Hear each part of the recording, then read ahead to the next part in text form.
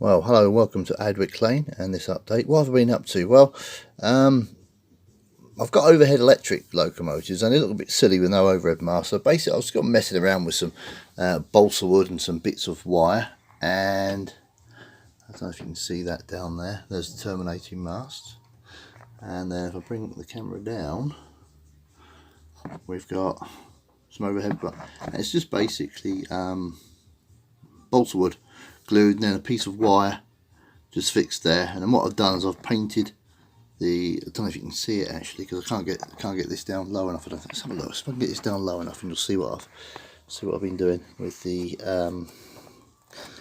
If I zoom in on that, you'll see what I mean. See the red on there. I've done that just so it looks like the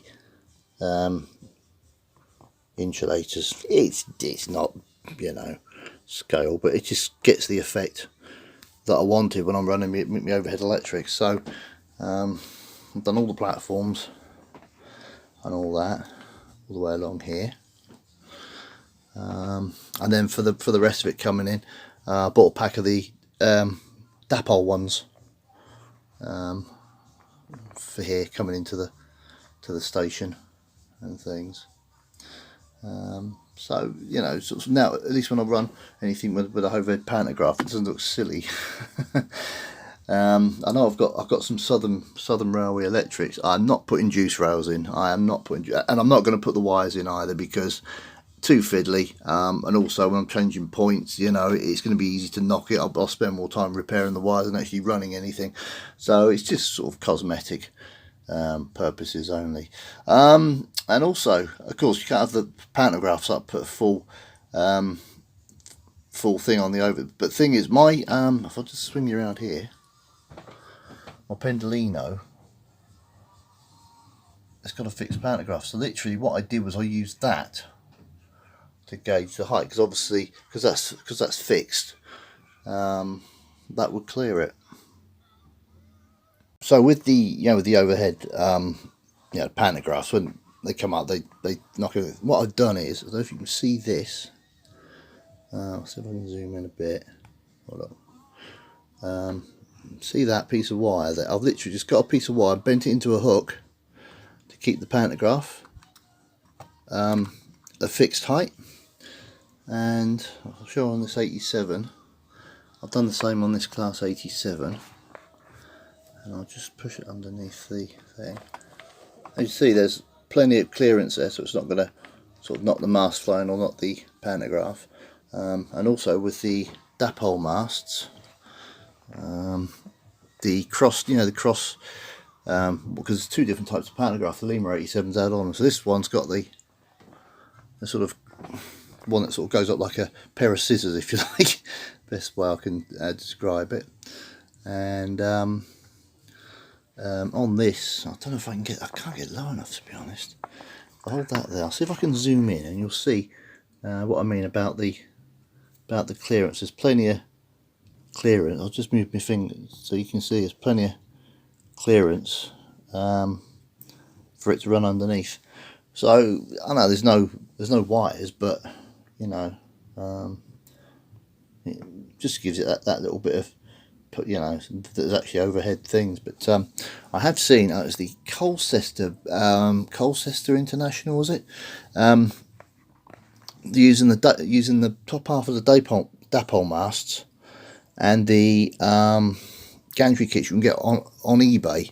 So maybe later on I may have a bash at doing that, but at the moment it gives the effect that I'm after anyway. So you got like you got the gantries going across.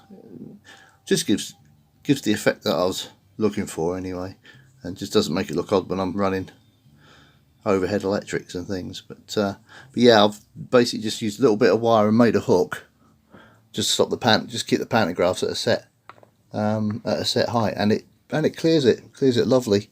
So I'm sort of well pleased with that. I might put a little bit of a running session on the back of this actually, and just sort of show a few trains running in and out of it, because I've not really done much here for a while. But yeah, so I thought I'd get the overhead done. I did these last weekend. It was just basically an experiment, and I thought, well, yeah, it looks okay, so I'll do that. And then I was looking at doing the single mast, and I thought too fiddly. So I thought, well, I got because the Dapol ones are pretty cheap on eBay, aren't they, for a pack of 10? So I just got a pack of 10, and there was enough there to do what I needed. The only thing I had to do, most of them are actually screwed through the board, but these, because of the clearance, and also I couldn't get the drill in there to drill it. So what I've done is I've just put, I've just cut the base, cut the screw thread off, and I've just glued them to the retaining wall. 3 of them there. So you know, it gives a visual effect that I'm after anyway. So anyway, so I'll put a little running session on the back of this anyway.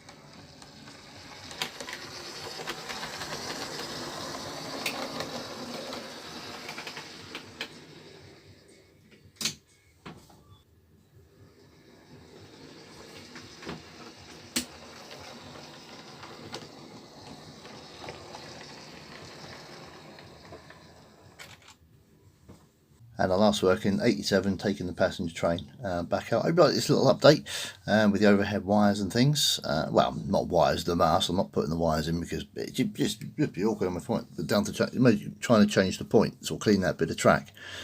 with the wire stuck in the way, it's going to be recipe for disaster. I'm not putting third rails in because that's just too much. I wouldn't be able to get into the platforms to do them anyway. If I was building it from scratch, then I probably would do, maybe, perhaps. But anyway, that's what I've done with the mast anyway. I may change these gantries later on. At the moment, you know, they'll do for now.